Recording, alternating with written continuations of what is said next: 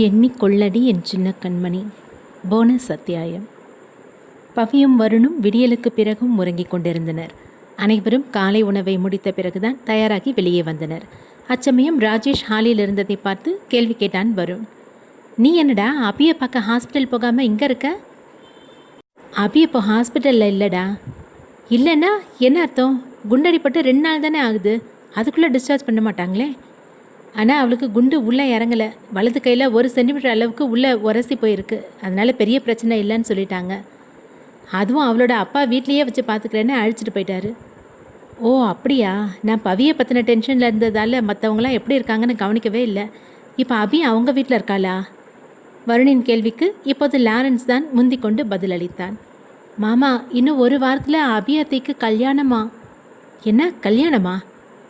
ஆமாம் வருண், உங்கள் பெங்களூர் ஃப்ரெண்டோட தம்பி கல்யாணத்தில் விருப்பம் இல்லைன்னு சொல்லிட்டாராம். அந்த கோவத்தில் எங்கேருந்தோ புது மாப்பிள்ளையை அழைச்சிட்டு வந்து திடீர்னு கல்யாணம் ஏற்பாடு செய்கிறாரு என்றாள் ஜெனி. நானும் பெரிய மனுஷனை எதிர்த்து எதுவும் செய்ய வேணான்னு பார்த்தா மரியாதையை காப்பாற்றிக்க மாட்டேங்கிறாரு. வருண் வேணாம், இப்போ தான் பிரச்சனையிலேருந்து வெளியே வந்திருக்கோம். இதில் எனக்காக போய் பேசி என்னடா உனக்காக போய் பேசி? உனக்காக நாங்கள் வராமல்? ஆமாம் வருண், நானும் ரொம்ப நேரமாக சொல்லிகிட்ருக்கேன், மறுபடியும் ஒரு முறை அபிக்கிட்ட போய் பேசுன்னு என்றான் பிரதாப். அப்போ ஏற்கனவே அபிக்கிட்ட பேசிட்டானா? அவளோட அப்பா ஹாஸ்பிட்டல்லேருந்து டிஸ்சார்ஜ் செஞ்சு அழைச்சிட்டு போனதுமே நான் அவளோட வீட்டுக்கு போய் பேசினேன். அவள் பாவம், சின்ன வயசுலேருந்து அவங்க அப்பாவை எதிர்த்து பேசாமலே வளர்ந்து பழகிட்டா. வீட்டை தாண்டி போனால் செத்துருவேன்னு அவளோட அப்பா மிரட்டுறாரு. பாவண்டா அவ. ராஜேஷ் அபியை நினைத்து வருத்தத்தோடு பேச அதை கிண்டல் செய்யும் வகையில் சைகை செய்தான் வரும். ஏன் இதோட நிறுத்திட்ட? அபியோட கல்யாணத்துக்கு போய் சேவகம் செஞ்சுட்டு வர வேண்டியது தானே, இன்னும் நல்லா இருந்திருக்கும். இல்லை வருண், நாம் நினைக்கிற மாதிரி அபியோட அப்பா சாதாரண ஆள் இல்லை. அவருக்கும் நிறைய பெரிய ஆட்களை தெரிஞ்சிருக்கு. அவருக்கு யாரை வேணால் தெரிஞ்சிருக்கலாம், நம்மளை பற்றி தெரியலையே. நிச்சயம் கல்யாணம் நடக்கும், ஆனால் அது உனக்கும் அபிக்கும் தான் என்றான் வருண். உடனே அனைவரும் ஆனந்தம் கொண்டனர். ஆனால் ராஜேஷிற்கு தான் கவலையாக இருந்தது. குடும்பத்தில் மீண்டும் சங்கடம் வந்துவிடக்கூடாது என எண்ணினான். அதே போல 1 வாரத்தில் அபியின் திருமண ஏற்பாடு விரைவாக நிகழ்ந்தது. இன்றைய நாளில் கோவிலில் அவளுக்கும் கஜமூர்த்தி முடிவு செய்த மாப்பிள்ளைக்கும் திருமணம் நடக்கவிருக்கிறது. சோமுவின் வீட்டிலிருந்து ராஜேஷின் திருமணத்திற்கு அனைவரும் கிளம்பி கொண்டிருந்தனர். இங்கே பாருங்கம்மா, அங்கே வந்து அதிக பிரசங்கித்தனமாகவோ அபசகனமாகவோ ஏதாவது பேசுனீங்கன்னா இந்த முறை வருண் இல்லை, நானே உங்களை தூக்கி வெளியே எரிஞ்சிருவேன், ஞாபகம் வச்சுக்கோங்க. ராதிகா தன் தாயை மிரட்டி தான் அழைத்து வந்தார்.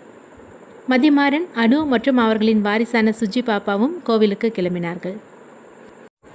அனு, கல்யாணம் முடிச்சுட்டு மறுபடியும் நான் ஜெயிலுக்கு போக வேண்டியது இருக்குது. என்னோட முழு தண்டனை காலம் முடிய இன்னும் 6 மாதம் இருக்குது. நான் கிளம்பும்போது அழக்கூடாது, சரியா? நிச்சயமாக அழமாட்டேன். இன்னும் அதிக காதலோடு உங்களுக்காக காத்துட்ருப்பேன் என்றான். மதிமாறன் இப்போது மனம் மாறியிருந்தாலும் சட்டப்படி அவனுக்கு அளித்த தண்டனை இன்னும் மீதம் இருந்தது. அதுவும் தன் வீட்டு மாப்பிள்ளை சரவணனுக்காக தான் அந்த தண்டனையை ஏற்று மதிமாறன் உள்ளே செல்கிறான். இல்லையெனில் இவர்களின் வசதிக்கு அதை ஈடு செய்வதெல்லாம் பெரும் பிரச்சனை இல்லை. அதே போல சரவணனின் வீட்டிலும் கனிகாவும் தயாராகி கொண்டிருந்தாள். தன் அவளுக்கு புடவை உடுத்துவதிலிருந்து சிகை அலங்காரம் செய்யும் வரை உதவியாக அருகிலேயே இருந்து இம்சை செய்தான் சரவணன். என்னங்க போதும், நானே ரெடி ஆகிக்குவேன், நீங்கள் போய் ரெடி ஆகுங்க.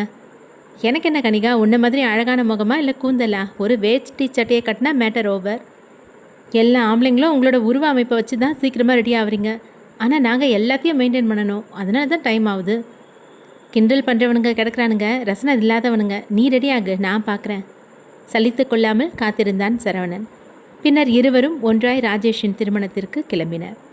அதே சமயம் வர்ஷினி அவளின் வீட்டில் புடவை கட்டி தயாராக அமர்ந்திருந்தாள். ஆனால் அவளின் தந்தை சூர்யாவுடன் செல்ல வேண்டாம் என தடுத்தார். எனக்கு இன்னும் எத்தனை நாளைக்கு இப்படி அடம் பிடிப்பீங்க? அதான் நடந்த விஷயம் எல்லாம் வருண் தம்பி நேரில் வந்து சொன்னாரே. சூர்யாவுக்கு நான் கேரண்டி உங்கள் பொண்ணை தாராளமாக கட்டி கொடுங்கன்னு. ஆஹா, அந்த சூர்யா யாருன்னே தெரியல. இதே வருணா இருந்தால் யோசிக்கவே மாட்டேன். சோமுவோட குடும்பத்தில் வாக்கப்பட கொடுத்து வச்சுருக்கணும். அப்பா, எத்தனை முறை சொல்கிறது, வருணையும் சூர்யாவையும் ஒப்பிட்டு பேசாதீங்கன்னு. வர்ஷினியின் குரலுக்கு அவளை முறைத்தார் அவளின் தந்தை. பின்ன ஒப்பிட்டு பேசாமல் இருக்க அளவுக்கு அவன்கிட்ட என்ன இருக்குது? என்ன இருக்கா? நான் கொஞ்சமாக முகம் சுழிச்சா கூட என்ன காரணம்னு யோசிச்சு அவனே சரி செஞ்சுடுவான். அம்மா என்கிட்ட சொல்லியிருக்காங்க, ஆரம்பத்தில் நீங்கள் அம்மாவை ரொம்ப தாங்கியிருக்கீங்க, இப்போ அந்த அன்பெல்லாம் எங்கே போச்சுன்னு தெரியல. ஆனால் நான் உறுதியாக சொல்கிறேன், சூர்யா கடைசி வரைக்கும் என் மேலே இதே அன்போடு இருப்பான். அவள் பேசி கொண்டிருந்ததை வாசல் வந்து சேர்ந்திருந்த சூர்யா கேட்டுக்கொண்டுதான் இருந்தான். அவனை முதலில் வர்ஷினியின் தாய் தான் கவனித்தார். வாங்க மாப்பிள்ள, உள்ளே வாங்க. வர்ஷினியும் அப்போதுதான் அவனை கவனித்தாள். சூர்யா, நான் ரெடியாக தான் இருக்கேன், நம்ம போகலாமா என அவள் கேட்க, ஹேய், மாப்பிள்ளை இன்னும் உள்ளே கூட வரல, வாசல்லே நிற்க வச்சு அழைச்சிட்டு போகிறேன். பரவாயில்ல அத்தை, உங்கள் பொண்ணு எனக்காக பேசினது கேட்டப்பவே ஃபுல் மீல் சாப்பிட்ட திருப்தி வந்துடுச்சு. கல்யாணத்துக்கு நேரமாச்சு, நாங்கள் போயிட்டு வரோம். சூர்யா கூறிய பதிலை கேட்டு வர்ஷினியின் தந்தை கோபத்தோடு அறைக்குள் சென்றார். அவர் பேசினதை நீங்கள் பெருசாக எடுத்துக்காதீங்க மாப்பிள்ளை.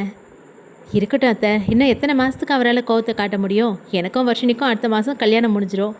அப்புறமாவது அவர் பேசி தானே ஆகணும். சூர்யா வர்ஷினியுடன் காரில் கிளம்பினான். இருவரும் பின் சீட்டில் அமர்ந்திருக்க டிரைவர் காரை ஓட்டிச் சென்றார். டிரைவர், காரை மெதுவாக ஓட்டிட்டு போங்க. இவருக்கு அடிபட்டு இப்போ தான் கொஞ்சம் கொஞ்சமாக சரியாகிறாரு என்றாள் வர்ஷினி. அவளின் அக்கறையில் உருகி கொண்டிருந்தான் சூர்யா. வர்ஷினி, அவனின் அழைப்பில் இவள் திரும்ப சட்டென இதழ் பதித்தான் அவளின் கன்னத்தில். அவளோ அதிர்ச்சியில் திடீரென விழிவிரித்தாள். இவன் செய்த காரியம் அப்படி. உடனே சீட்டின் பின்புறம் மறைந்து அவனை பார்த்து முறைத்து கண்களாலேயே மிரட்டினாள். கம்மனிரு சூர்யா, டிரைவர் இருக்கார்ல. அடடே வர்ஷினி, உனக்கு வெக்கம் கூட வருது. இந்த குணம்லாம் உன்கிட்ட இருக்கா? உனக்கு உடம்பு குணமாகட்டும், என்கிட்ட என்னென்ன குணம் இருக்குன்னு மொத்தமாக காட்டுறேன். ஐயோ அம்மானு தெரிச்சு ஓடாமல் இருந்தால் சரி என்றாள். நான் ஓடுறதா? அதுக்கெல்லாம் வாய்ப்பே இல்லை. இவர்கள் இருவரும் பேசி முடிக்கையில் ராஜேஷின் திருமணம் நடக்கும் கோவில் வந்தடைந்தது. சொந்தங்கள் அனைவரும் வந்தாயிற்று. விஷயம் என்னவென்றால், அங்கே நடந்து கொண்டிருக்கும் திருமண ஏற்பாடு அபிக்கும் அவளின் தந்தை கஜமூர்த்தி ஏற்பாடு செய்த மணமகனுக்கும் தான். சோமுவின் வீட்டிலிருந்தும் ஆட்கள் வந்தாயிற்று. சரவணனும் கனிகாவும் கூட ஏற்கனவே அந்த கோவிலுக்குள் தான் இருந்தனர். அக்கா, மாமாவோட வீட்டிலேருந்து சொந்தக்காரங்க எல்லாரும் வந்துட்டாங்க. கண்டிப்பாக உனக்கு கல்யாணம் ராஜேஷ் அத்தான் கூட தான் என்றாள் சாமுத்ரிகா. அமைதியாக இரு சாமு, பிரச்சனை ஆகிட போகுது. பிரச்சனை பண்ணுறது நீ தான் அக்கா. நம்ம அப்பாலாம் ஒரு ஆளுன்னு அவர் தற்கொலை செஞ்சுப்பேன் மிரட்டினதுக்கு இந்த அளவுக்கு பெரிய முடிவு எடுத்திருக்கேன். நானாக இருந்தால் உங்கள் இஷ்டம் போல் என்ன வேணால் செஞ்சுக்கோங்க அப்பான்னு சொல்லிட்டு என் மனசுக்கு பிடிச்ச வேணால் கல்யாணம் செஞ்சுட்டு போயிடுவேன். சாமு, அமைதியாக இரு, இப்படிலாம் பேசாத. என்ன இருந்தாலும் அவர் உன்னோட அப்பா. தாய் ரமாவதி சாமுவின் வாயை அடக்கினார். அபி, உன் அப்பா வீம்புக்குன்னு இந்த கல்யாணம் ஏற்பாடு செய்கிறாரு. இப்போ கூட நேரம் இருக்குது, உன் அப்பா கிட்ட போய் பேசு. என்னம்மா நீங்களும் இப்படி சொல்கிறீங்க? அவரோட பிடிவாதத்தை பற்றி உங்களுக்கு நல்லாவே தெரியும். அண்ணனோட கேஸை விசாரித்தப்போ தான் அவன் சமுதாயத்துக்கு எவ்வளோ நல்லது தரக்கூடியதை செஞ்சுருக்கான்னு தெரிய வந்துச்சு. போலீஸ் தரப்புலேருந்து மார்க்கோன்ற ஒரு கிரிமினலோட கேஸை விசாரித்து அதில் தான் அண்ணன் எதுக்காக உயிரை விட்டான்னே தெரிய வந்துச்சு. அப்பாவுக்கு இப்போ தான் அண்ணன் மேலே கோபம் குறைஞ்சது. அண்ணனோட ஃபோட்டோவையும் வீட்டில் மாட்டியிருக்காரு. அதில் அவர் கையாலேயே பொட்டும் பூவும் வைக்கிறாரு. இறந்து போன ஒரு மனுஷனையே அவ்வளோ சீக்கிரம் மனதளவில் மன்னிக்காத அப்பா இந்த கல்யாணத்துக்கு நான் ஒத்துக்கலைன்னா என்ன மட்டும் மன்னிப்பாரா? என்னமோ அவர் உன்னை தினமும் தங்கம் செல்லோன்னு கொஞ்சம் மாதிரி பேசுகிற. சாமு சரியான கேள்வியை கேட்டாள். நீ பிறக்கிறதுக்கு முன்னாடி வரைக்கும் அப்பா என்னை அப்படி தான் தாங்கிட்டு இருந்தார். நீயும் பொண்ணாக பிறந்த பிறகு தான் அவருக்கு மனசு மாறிடுச்சு. அடக்கி வளர்த்ததான் பெண் பிள்ளைகள் பாதுகாப்பாக இருப்பாங்கன்னு அவரே நினச்சிக்கிட்டாரு. அவரோட பாசம் உள்ளுக்குள்ளேயே இருக்குது. அதெல்லாம் அனுபவிச்சு எனக்கு தெரியும். ராஜேஷ் அத்தனுக்கும் உன் மேலே பாசம் இருக்குது. அவருக்கு என்ன சொல்ல போகிற? அவருக்கு நான் எப்போவோ பதில் சொல்லிட்டேன். நீங்கள் 2 பேரும் என்னை குழப்பாமல் அமைதியாக இருங்க. தன் மகள் அபிராமி பேசியதையெல்லாம் அவர்களுக்கு தெரியாமல் மறைமுகமாக நின்றிருந்த கஜமூர்த்தி கேட்டுக்கொண்டுதான் இருந்தார். கண்களில் சிந்திய கண்ணீரை துடைத்து கொண்டு தன் கம்பீரமான மீசையை முறுக்கிவிட்டவாறு நெஞ்சை நிமிர்த்தி திருமண வேலைகளை கவனிக்க ஆரம்பித்தார். பெரியோர்களிடம் ஆசீர்வாதம் பெற்று மணமகனை மணவரையில் அமர வைக்க சென்றனர். ஒரு நிமிஷம், நான் சொல்கிறத கேட்டுட்டு அப்புறமா மணமேடையில் உட்காருங்க. வருணின் குரல் தான் இது.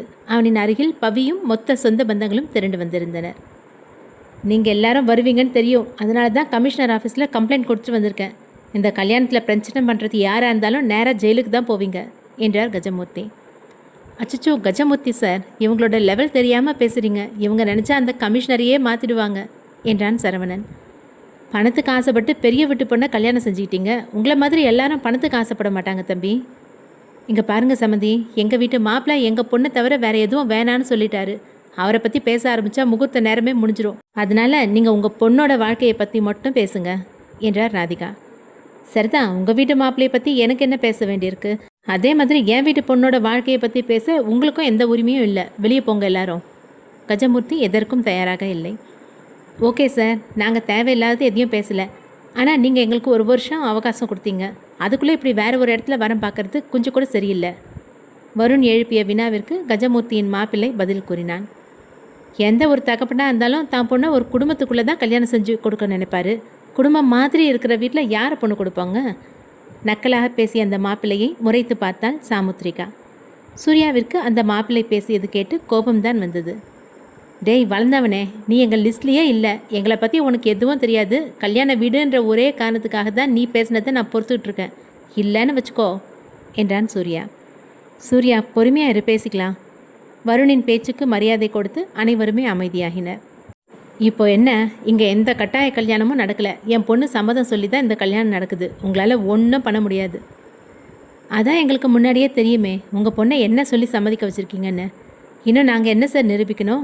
எங்கள் வீட்டில் பெரியவங்கள்லாம் இருக்காங்க, கல்யாணம் முடிஞ்ச தம்பதிங்க இருக்காங்க, எங்கள் வீட்டில் வாரிசு இருக்குது, எங்களுக்குன்னு சொந்தமாக பிஸ்னஸ், வீடு, நிறைய நிலம் இருக்குது. ஒரு முழுமையான குடும்பத்தை பார்த்து ஏற்றுக்க முடியாதுன்னு ஏன் சொல்கிறீங்க? இங்கே பாருங்கள் தம்பி, நீங்கள் சொல்கிறது எல்லாமே இருக்க மாதிரி தான். ஆனால் இதெல்லாம் உங்கள் ஃப்ரெண்டு ராஜேஷ்க்கு இருக்கா? நீங்கள் இன்றைக்கி ஒன்றா இருப்பீங்க, நாளைக்கு அடிச்சுக்கிட்டு பிரிஞ்சிடுவீங்க. அப்போ சொத்தை பிரித்தா அவரோட பேரில் என்ன மிச்சம் இருக்கும்? அவரை நம்பி வந்து நாளைக்கு என் பொண்ணோ நடு ரோட்டில் தான் நிற்கணும். அப்போ ஆதரவு கொடுக்க சொந்தக்காரங்கன்னு கூட அவங்களுக்கு யாரும் இருக்க மாட்டாங்க. சொத்தை பிரிக்கிறதா? நாங்கள் ஏன் சொத்தை பிரிக்கணும்? சாண்டி கோபத்தில் தான் இதை கேட்டான். ஆமாம், குடும்பம் புரிஞ்சால் சொத்தையும் பிரிக்க தானே செய்வீங்க. அப்போ ஒன்றும் இல்லாதவனா கல்யாணம் செஞ்சு என் பொண்ணு கஷ்டப்படணுமா? சார், எங்களுக்குள்ளே அப்படிலாம் எதுவுமே ஒரு சண்டை கூட வராது. குடும்பம் பிரியாது, சொத்தை பிரிக்க வேண்டிய அவசியமும் வராது. முழு நம்பிக்கையோடு உங்கள் பொண்ணை எங்கள் வீட்டுக்கு அனுப்பலாம் என்றான் சாண்டி. ஆஹா, இப்போவே சொத்து கையை விட்டு போயிடுமோன்னு உங்கள் கண்ணில் பயம்தான் தெரியுது.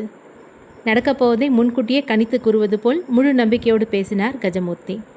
பதிலுக்கு சாண்டி கஜமூர்த்தியிடம் ஏதோ கூற வர வருண் கை உயர்த்தி தடுத்தான். இப்போ நாங்கள் என்ன செஞ்சால் உங்கள் பொண்ணை எங்கள் வீட்டு பையனுக்கு தருவீங்க? என்ன சொன்னாலும் செய்வீங்களா? நீங்கள் சொல்லுங்கள், இப்போவே செய்கிறோம் முழு உறுதியோடு கூறினான் வருண். உங்களோட பிஸ்னஸ், வீடு, நிலம் எல்லாத்தையும் இந்த ராஜேஷோட பேருக்கு மாற்றி எழுதி வைப்பீங்களா? அப்படி செஞ்சால் என் பொண்ணை கல்யாணம் செஞ்சு கொடுக்குறேன் என்றார் கஜமூர்த்தி. கஜமூர்த்தி கூறியது கேட்டு மாப்பிள்ளை கோலத்தில் அங்கே நின்றிருந்தவன் வியந்து போனான். அங்கிள், என்ன இதெல்லாம்? உங்கள் பொண்ணை எனக்கு தானே கல்யாணம் செஞ்சு கொடுக்குறேன்னு சொன்னீங்க. அட, அவசரப்படாதீங்க மாப்பிள்ள, இப்போ நடக்கிற வேடிக்கையை மட்டும் பாருங்கள். முகூர்த்த நேரத்தில் கல்யாணம் கண்டிப்பாக நடக்கும் என்றார் கஜமூர்த்தி. கஜமூர்த்தி கூறியது கேட்டு வருணும் நண்பர்களும் ஒருவருக்கொருவர் பார்த்து கொண்டனர்.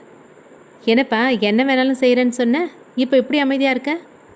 உடனே வருணும் அவனின் நண்பர்களும் சிரிக்க துவங்கினர். ஆனால் ராஜேஷிற்கு வருத்தமாக தான் இருந்தது.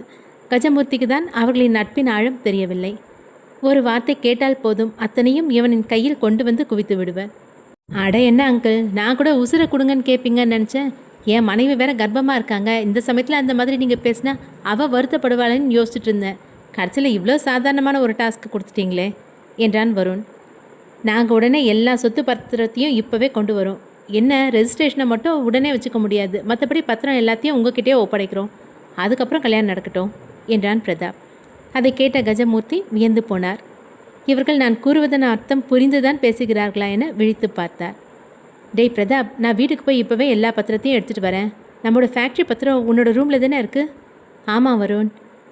வருண், அப்படியே என்னோடய ரூமில் நீங்கள் போன வருஷம் என் பேரில் வாங்கின நிலத்தோட பத்திரங்களும் இருக்கும், அதையும் எடுத்துகிட்டு வந்துரு என்றான் சாண்டி. இவர்கள் பேசுவதையெல்லாம் வியந்து கவனித்து கொண்டிருந்தார் கஜமூர்த்தி. ஆனால் நாடகம் போடுகிறார்கள் என்ற எண்ணமும் உள்ளுக்குள் இருந்தது. இவையெல்லாம் உடைத்தெறிக்கும் நோக்கில் சொன்னது போலவே பத்திரங்கள் அனைத்தையும் விரைந்து சென்று எடுத்து வந்தான் வருண். அதுவரை நடந்ததையெல்லாம் கேட்டுக்கொண்டு அறைக்குள் இருந்த அபிராமி அமைதியான சூழலை கவனித்து வெளியே வந்தாள்.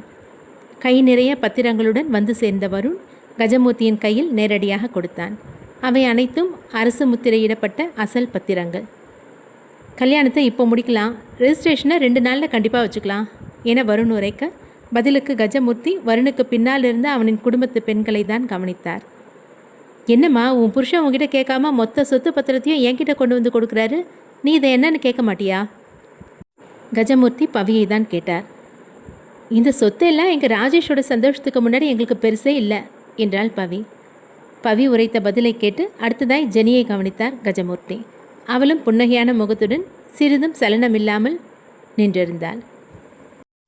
எப்படி உங்களால் இந்த அத்தனை சொத்தையும் விட்டு கொடுக்க முடியும்? அதிர்ச்சியோடு கஜமூர்த்தி கேட்க, கேள்விக்கு சோமு பதிலளித்தார். கஜமூர்த்தி, நீயும் நானும் பல வருஷமாக நட்பில் இருக்கோம். என்னைக்காவது பண விஷயத்தில் ஒருத்தருக்கு ஒருத்தர் உதவி செஞ்சுருக்கோமா? நீ யாரையும் நம்ப மாட்ட, அதனாலேயே ஒருத்தர்கிட்டையும் உதவியும் கேட்க மாட்டேன். ஆனால் இந்த காலத்து பிள்ளைங்க ரொம்ப தெளிவானவங்க. நட்புன்னா அர்த்தம் என்னன்னு தெரிஞ்சு பழகிறவங்க. சொத்துக்கெல்லாம் இல்லை, நீ உயிரையே கேட்டிருந்தா கூட இப்போவே அவங்க எடுத்து கொடுப்பாங்க. ஆனால் உயிரே போனாலும் ஒருத்தரை ஒருத்தர் விட்டு கொடுத்து வாழ மாட்டாங்க. எங்கள் வீட்டு மருமகள்களும் அப்படி தான், அதுக்கு ஏற்ற மாதிரி தான் அமைஞ்சிருக்காங்க. சோமு தன் நண்பன் கஜமூர்த்தியிடம் மனதிற்குள் இருந்ததை எடுத்துரைத்தார். இத்தனை அன்பை கண்ட கஜமூர்த்தி விழி கலங்கி பேசினார். என் வாழ்க்கையோட ஆரம்ப கட்டத்தில் பல நம்பிக்கை துரோகங்களை நான் பார்த்துருக்கேன். அதனாலேயே எனக்கு நட்பு மேலே பெருசாக நாட்டம் கிடையாது. எனக்கு நடந்த துரோகங்கள் தான் இந்த உலகத்தில் எல்லாருக்கும் நடக்கும்னு தப்பாக யோசிச்சுட்டேன். என்னோட மகன் அவனோட நண்பர்களை நம்பி தான் என் பேச்சை கேட்காம வீட்டை விட்டு வெளியே போனான். அதனாலேயே அவன் மேலே எனக்கு கோபம் அதிகமாக இருந்துச்சு. கடைசியில் அவன் உயிர் போனப்போ நான் ஒரு சொட்டு கண்ணீர் கூட விடலைன்னு எல்லாரும் என்னை திட்டினாங்க. உள்ளுக்குள்ளே நான் நொந்தது எனக்கு தான் தெரியும். எனக்கு நடந்த துரோகம் எல்லோரோட நட்புலாம் இருக்காதுன்னு இப்போ புரிஞ்சுக்கிட்டேன். பொறாமையாகவும் இருக்குது, உங்களை மாதிரி நட்பு எனக்கும் அமைஞ்சிருக்கலாம்னு. கஜமூர்த்தியின் கண் கலங்கிய வார்த்தைகளில் அனைவரும் அவரின் சம்மதத்தையும் புரிந்து கொண்டனர். ஆனந்தத்திற்கு அளவில்லாமல் இருந்தது அந்த இடமே. ஐயா, அக்கா, அப்பா உன்னோட கல்யாணத்துக்கு சம்மதம் சொல்லிட்டாரு. சாமு சந்தோஷத்தில் தன் அக்காவை கட்டி கொண்டாள். அங்கிள், என்ன எப்படி சொல்கிறீங்க? உங்கள் பொண்ணை எனக்கு தானே கல்யாணம் செஞ்சு கொடுக்குறதா சொன்னீங்க. என்னை மன்னிச்சிருப்பா. இதை விட ஒரு நல்ல குடும்பத்தை நான் எங்கே போய் தேட முடியும்? அவங்க சம்மதிச்சா என் 2வது பொண்ணையும் அவங்க வீட்டுக்கே மருமகளாக நான் அனுப்பி வைப்பேன். அந்த அளவுக்கு இப்போ என் மனசு ஆனந்தத்தில் இருக்குது. கஜமூர்த்தி கூறியது கேட்டு வருணும் பிரதாப்பும் தங்களுக்கு இடையில் நின்றிருந்த சாண்டியை இடித்தனர். டேய் மாப்பிள்ள, பொண்ணு ரெடியாக இருக்குது, உனக்கு ஓகேவா? சாண்டி உடனே சாமுத்திரிகாவை பார்க்க அவளும் சற்று வெட்கத்தில் தான் நின்றிருந்தாள். கஜமூர்த்தி தன் கையில் இருந்த சொத்துக்கள் அனைத்தையும் வருணிடமே ஒப்படைத்தார். அதே முகூர்த்தத்தில் ராஜேஷ் மற்றும் அபியின் திருமணம் நடந்தது. திருமணத்தின் முதல் சடங்குகள் முடிவடைய ஐயர் தொடர்ந்து சம்பிரதாயங்களை உரைத்தார். மாப்பிள்ளையோட அப்பா அம்மா வாங்க, மணமக்கள் அவங்க காலில் விழுந்து ஆசீர்வாதம் வாங்கிக்கோங்க. ஐயர் கூறிய விஷயம் கேட்டு மற்றவர்கள் சற்று சங்கடத்தில் நின்றனர். ராஜேஷிற்கு தான் தாய் தந்தை இல்லையே. அம்மா அப்பா, நீங்கள் 2 பேரும் முன்னாடி நின்று ராஜேஷையும் அபியையும் ஆசீர்வாதம் பண்ணுங்க என்றான் வருண். ஒரு நிமிஷம் வருண். வருணின் எண்ணத்தை தடுத்த ராஜேஷ் அபியின் கையை பிடித்து வந்து ஒன்றாய் நின்றிருந்த தன் நண்பர்கள் 3வரின் காலில்தான் விழுந்து ஆசீர்வாதம் பெற்றான். தன் கணவனே விழுந்த பிறகு தனக்கு என்ன என அபியும் சேர்ந்து ஆசை பெற்றாள். டேய், என்னடா பண்ணுற? எழுந்துரு முதல்ல. நண்பர்கள் 3வருமே பதறிப்போய் ராஜேஷை எழுப்பினர். எனக்கு அம்மா அப்பா எல்லாமே நீங்கள் தான்டா. இடியட், கொஞ்சம் அமைதியாக இருறா, ரொம்ப எமோஷ்னல் ஆகாத. அபி, நீ தப்பாக நினச்சிக்காதம்மா என்றான் வருண். இல்லைங்க, அவர் சொன்னது சரிதான். நாங்கள் முதல்ல உங்ககிட்ட தான் ஆசீர்வாதம் வாங்கிறது எங்களுக்கு நல்லது. அதன் பிறகு மற்ற பெரியவர்களிடமும் ஆசை பெற்றனர். மணமக்களுக்கான பரிசுகளையும் வழங்கினர். வெகு நேரமாக திருமண விசேஷத்தில் நின்று கொண்டிருந்ததால் பவி தன்னுடைய முதுகை பிடித்தவாறு சற்று சோர்வடைந்தாள். என்ன பவி, முதுகு வலிக்குதா? டயர்டாக இருக்கா? ஆமாம் வருண், ரொம்ப நேரமாக நிற்கிறேன், உட்காரணும் போல இருக்குது. ஆனால் அமர்வதற்கு அங்கே போதுமான நாற்காலிகள் இல்லை.